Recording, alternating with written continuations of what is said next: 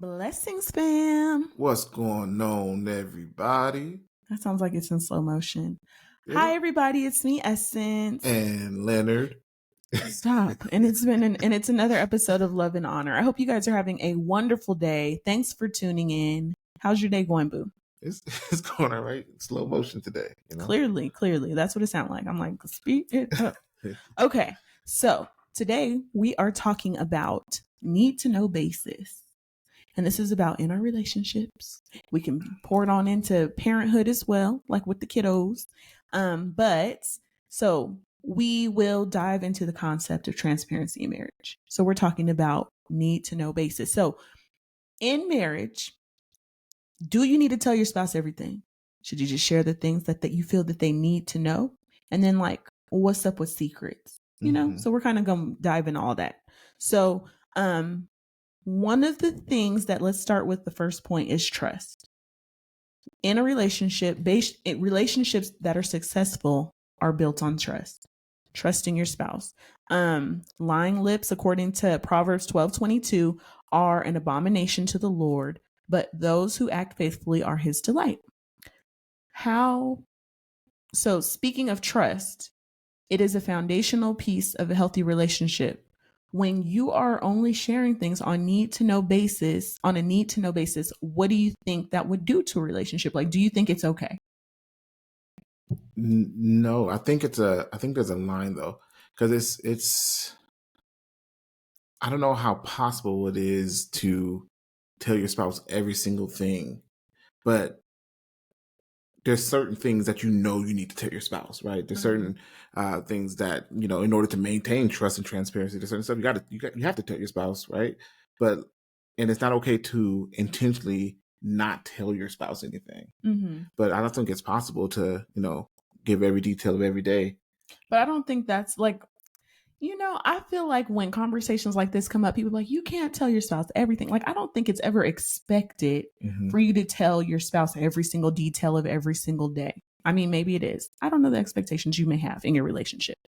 However, when it comes to, I think what it comes down to is like trusting your spouse and the level of transparency versus secrecy.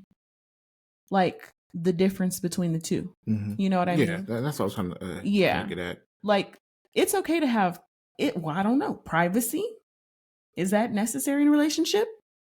To an extent. To an extent. Like, what you need, which was private from me. So that you have going on. The only things that would be private would be like, say, for instance, Christmas or your birthday's running around. I think that's the only secret necessary.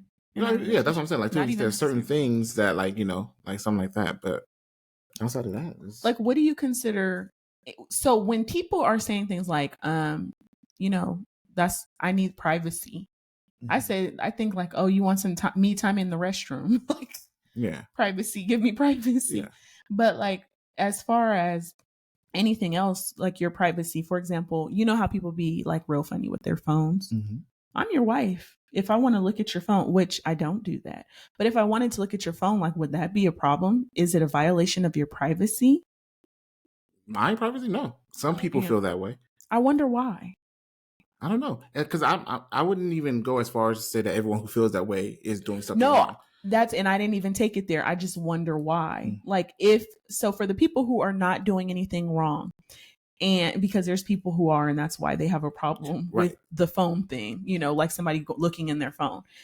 Is it like baggage? Is it just like, no, you should just trust me, therefore, or this is my phone, even though we're married, it's mine, and people call me and leave me messages I don't need you to see? Or is it because you would look through their phone, therefore they don't want you to?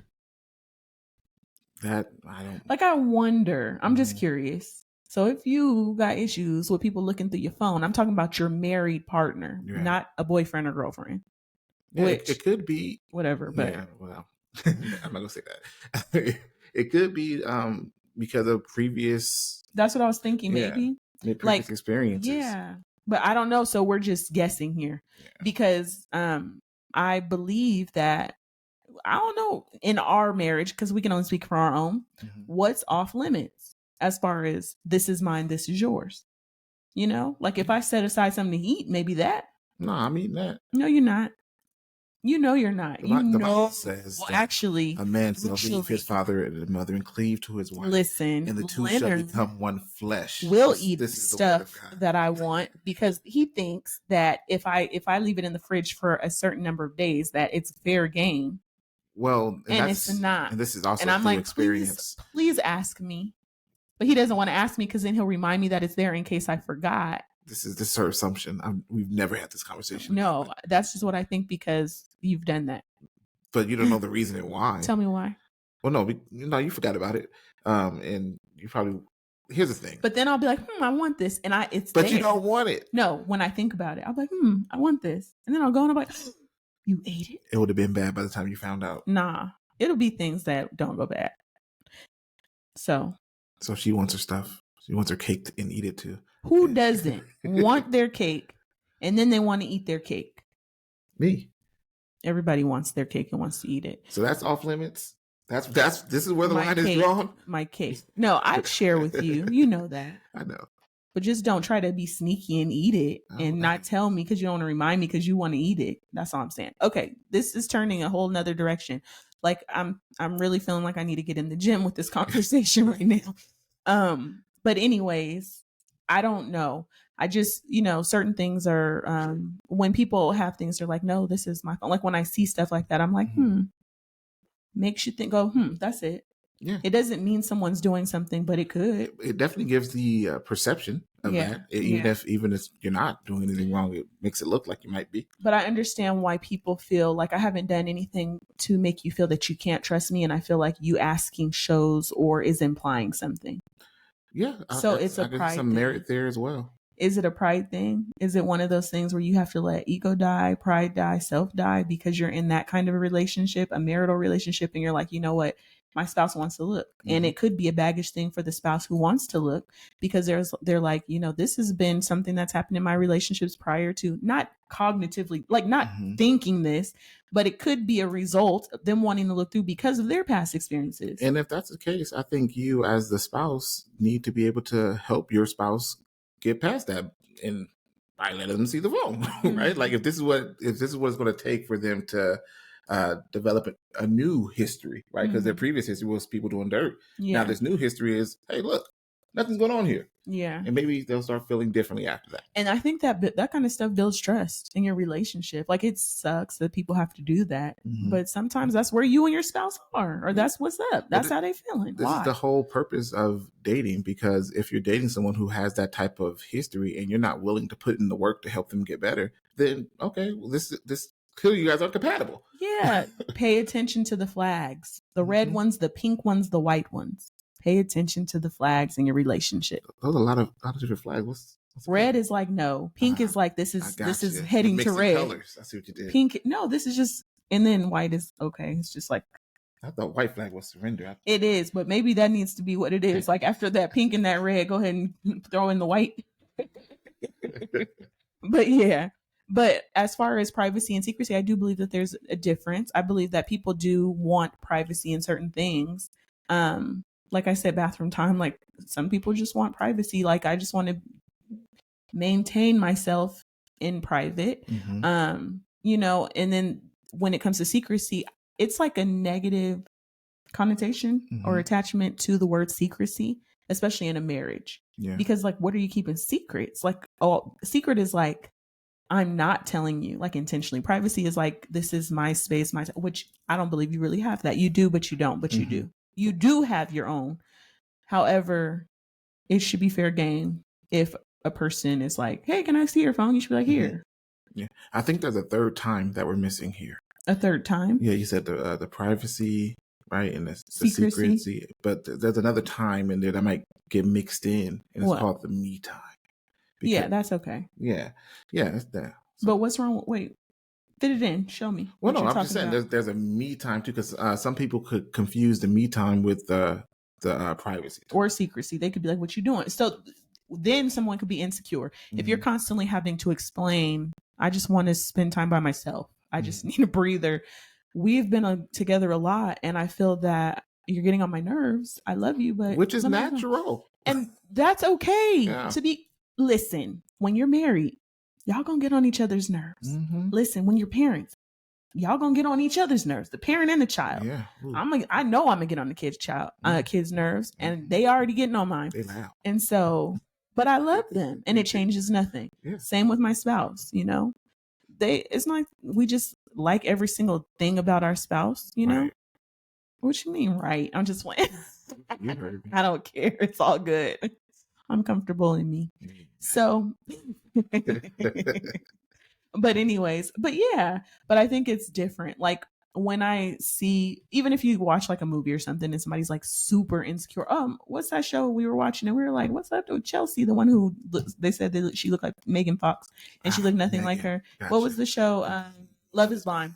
Season 6. If you don't know, go check it out. But anyways, she was super insecure. It was evident on the show. And it was like, oh my gosh, this is draining. And we're watching. It's not even you.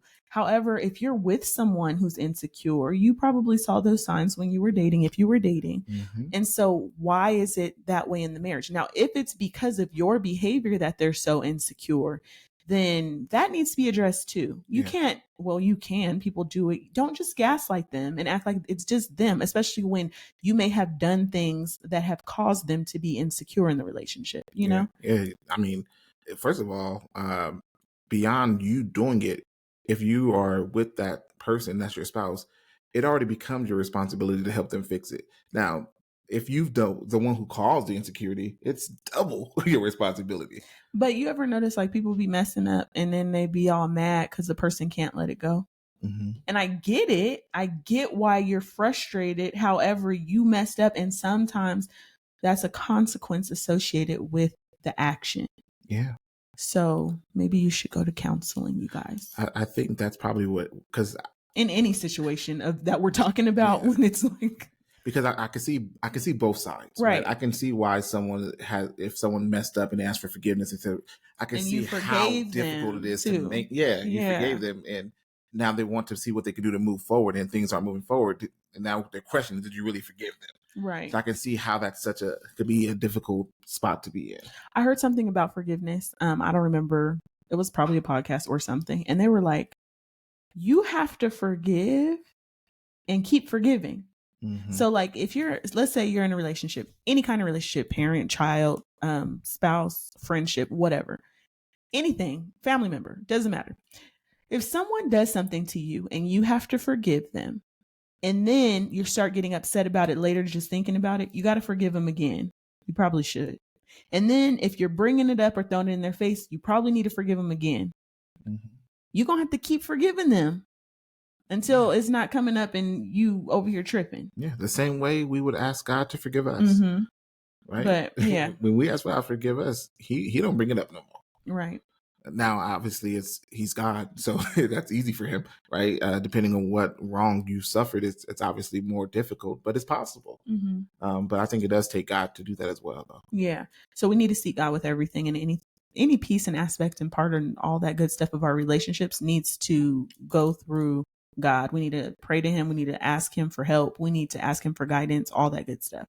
But yeah, when it comes to the secrecy part, do you think, other than surprise birthday parties and trips and gifts, do you think that secrets are okay in relationships? I can't think of any yeses to that. It doesn't have a positive rap unless it's like a gift or a surprise. That is a good thing. Anything outside of that, like, oh, I have this secret friend. I hang out with this friend secretly. Yeah. I think what we're getting at is it boils down to the motive of the secret, right? Because like you said, if it's something positive, like you have a surprise birthday party, right? Or something of that nature. But outside of that, like, I don't know. And it could just be us. Because if you have in the comments, if you know like of situations where secrets are well warranted in a relationship, another reason I think you shouldn't have a secret, or a reason I think you shouldn't have one, is my spouse wouldn't like it if. So I just decided to keep that a secret. You probably shouldn't be doing it. If you are concerned that your spouse doesn't like it, so you don't want to do it in their face, that's a secret. That's not one that could be beneficial for your relationship. Yeah. But so don't do that. But when it comes to need to know basis, what other than birthday parties or celebrations or surprise gifts, etc., like that, somebody's coming into town, we're gonna surprise you.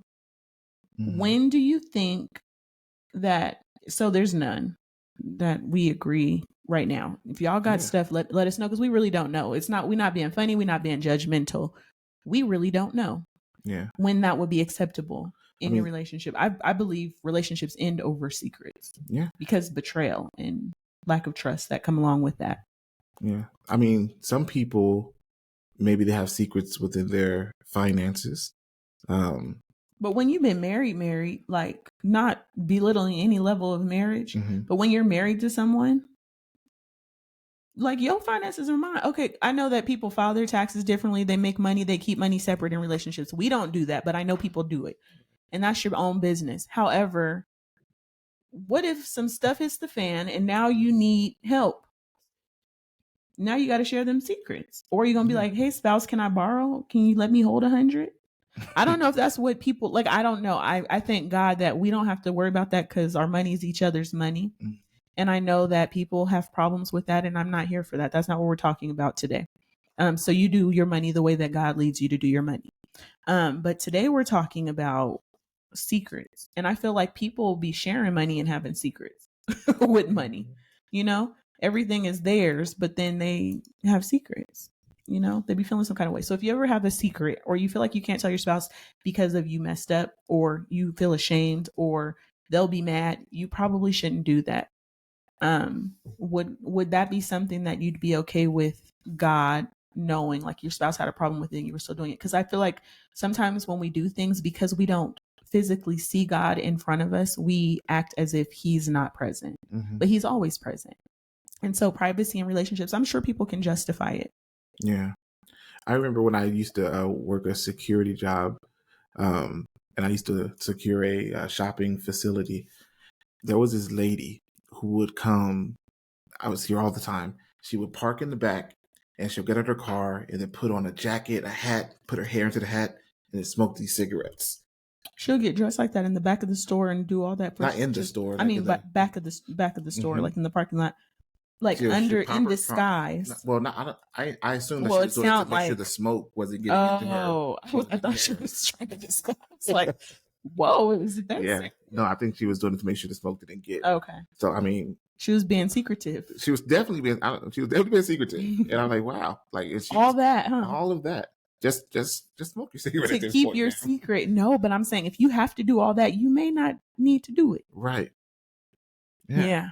Yeah, she did a lot. So don't keep secrets in your relationship, according to the premises, okay? That's how we feel, unless it's like for a gift or a present or a surprise party or something like that. But other than that, we not down with the secrecy in your marriage. Okay, privacy, we said, what should be off limits?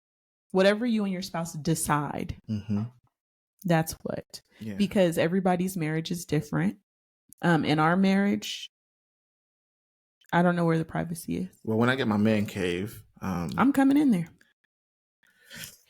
When I get my man cave, that's going to be a private area for me and Honor, the men of the house. I hear what you're saying. Now, you can come in occasionally. I know. But nah, I mean, I'll be in there when you're at work. I'm just kidding. You kicking it? Nah, I'll give you your space. But no, but yeah. But seriously though, I don't know. It's just, when I think of privacy, I'm like, yeah, you can have privacy, but I don't see why you need privacy. I understand me time. I get you just need a break. You're like, leave me alone. Okay, got it. But when it comes to privacy, I don't know what you need privacy for in our relationship. You can have it if you want it. But if I ask a question, about it, please answer me, So I don't know how private it really is if I feel like I want access. Yeah. Okay. So, but when it comes down to it, if in the word we're told to leave and cleave, what does that mean, boo? Well, I think the text goes on to kind of explain, becoming one flesh, fastened to one another. So what I do doesn't just affect me, it affects you.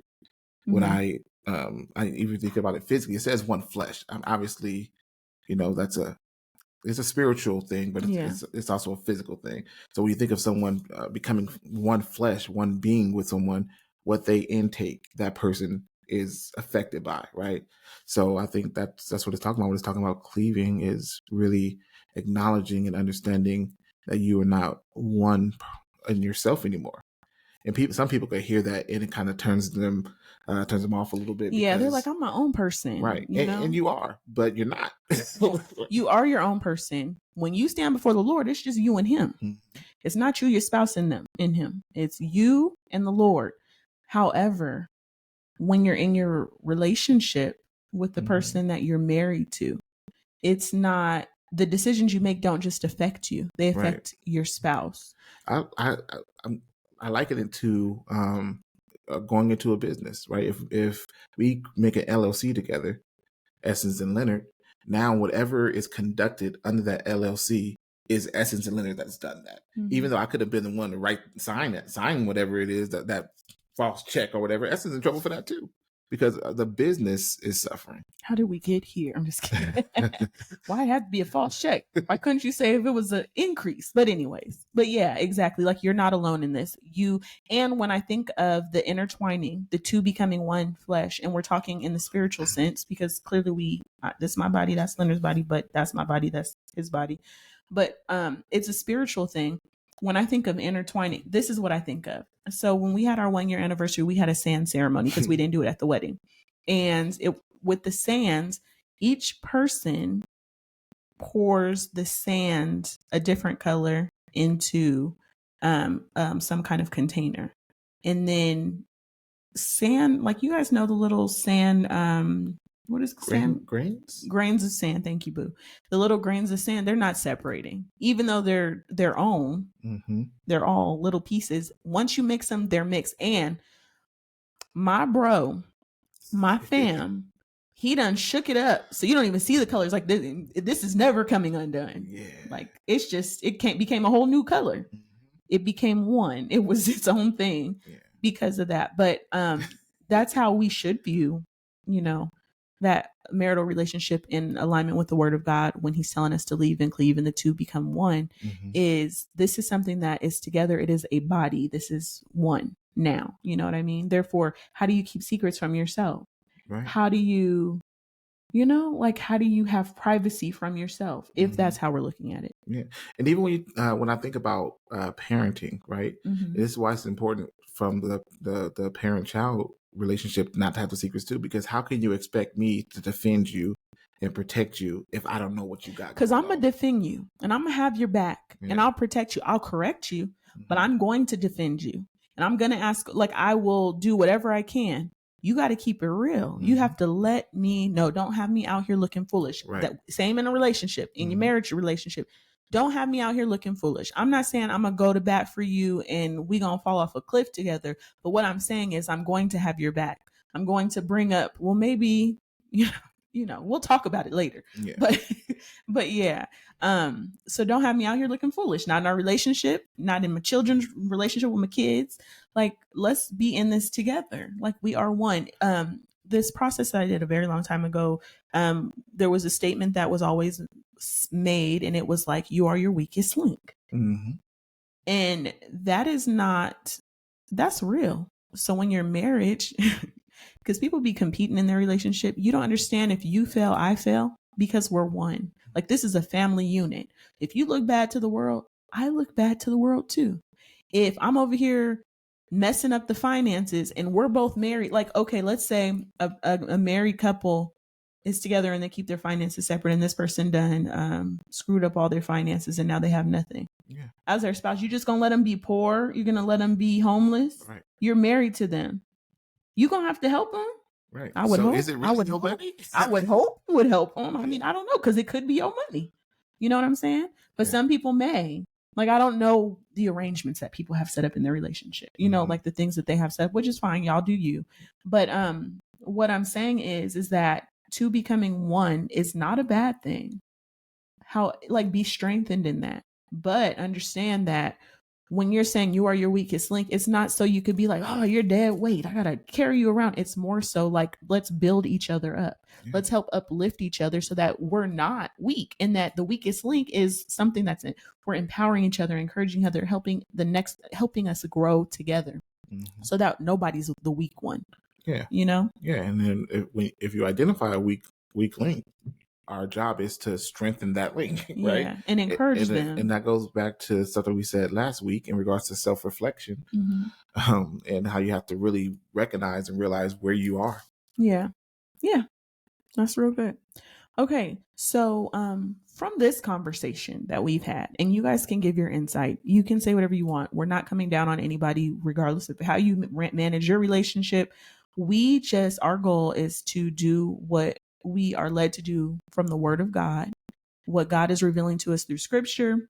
And we're not here to judge anybody else's relationship, but we did want to talk, and that's what we're here for this podcast, right? So we're talking about how relationships do need trust to be positive and successful. And also, we just kind of we're talking about the navigation of privacy versus secrecy in your relationship. And we spoke from our perspective as these individuals who are Christ followers. I'm sure there's Christ followers who believe you can keep, maybe, I don't know, but that you can't keep, because everybody doesn't think like us. Yeah. Like about why they believe that secrets are okay and why they believe that privacy is okay. You know what I mean? But this is what we've shared. And so if you have another perspective, we are so okay to hear it. We're not coming down on anybody who doesn't do things the way that we do them. We're just sharing the way that we do them. I would actually like to hear it, because I would love to see, because there's probably, like, I'm sure that people can explain their reasoning and it could make perfect sense. But this is from our understanding and our experiences. Like, but we've also talked about things prior to being married of expectations together, so that it wasn't like I have these expectations, Leonard's unaware, and we over here failing because we're not on the same page. Like, we talked about a lot of this stuff before we even got married.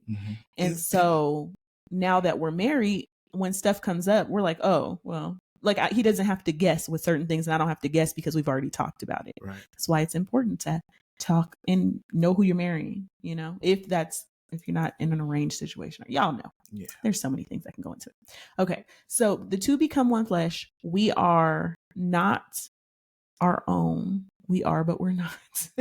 We're not. We're the Lord's, right?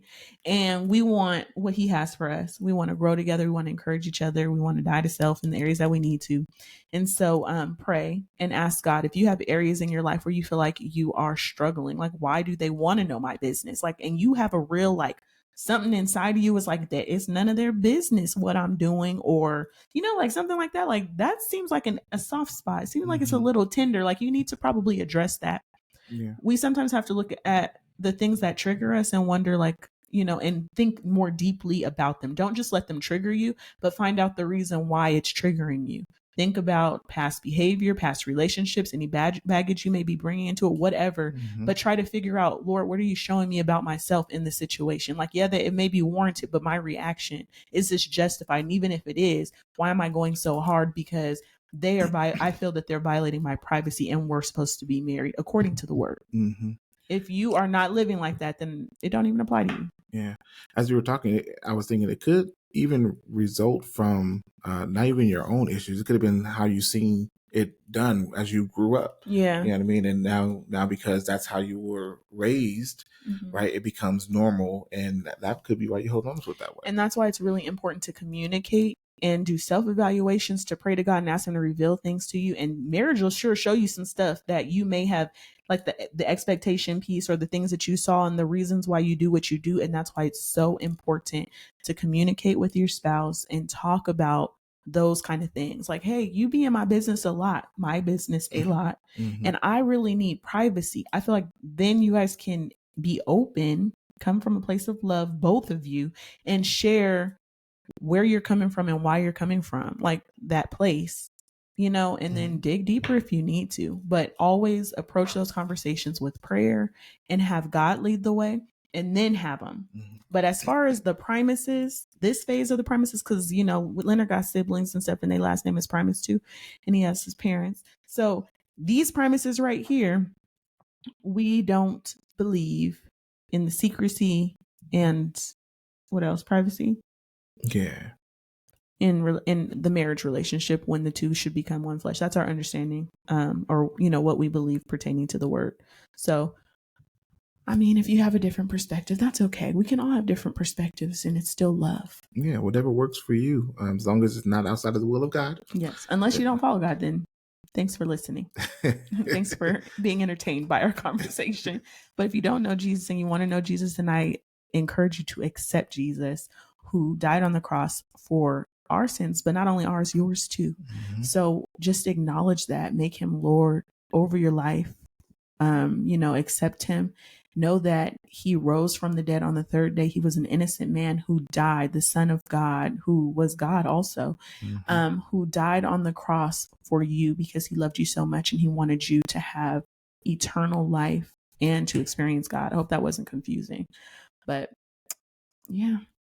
You have anything to add? No. All right, well, that's been another episode of Love and Honor. You said you didn't like it, but now you still do it. You guys stay blessed, and we will catch you next week. Peace.